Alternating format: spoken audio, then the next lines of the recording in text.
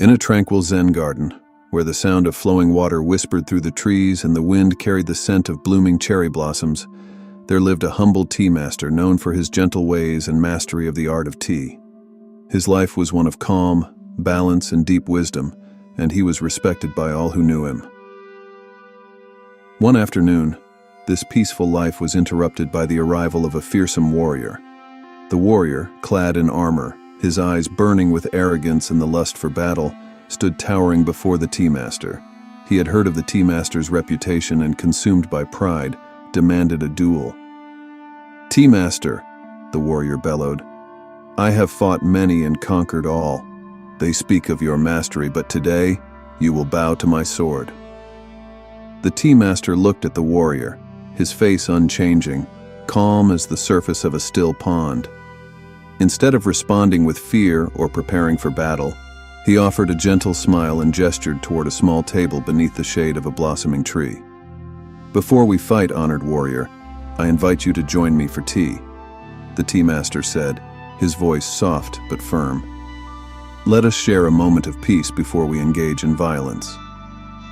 Confused by this unexpected offer, the warrior hesitated. He had expected fear, perhaps resistance, but not this calm invitation. Still, intrigued and perhaps a bit curious, he sheathed his sword and sat at the tea table. The tea master moved with deliberate grace, every motion slow and purposeful.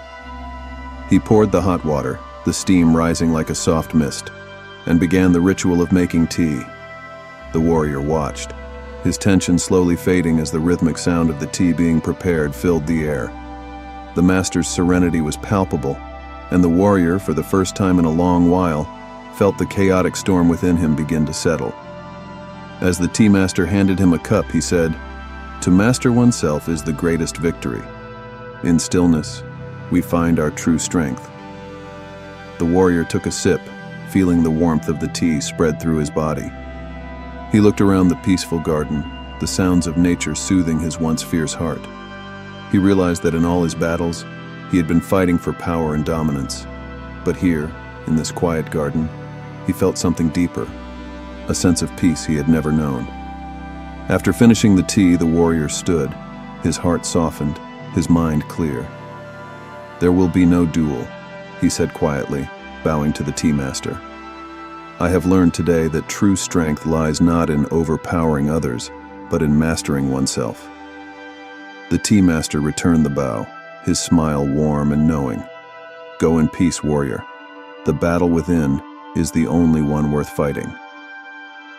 As the warrior left the garden, he carried with him a new wisdom, that strength is not found in the sword but in the stillness of the soul.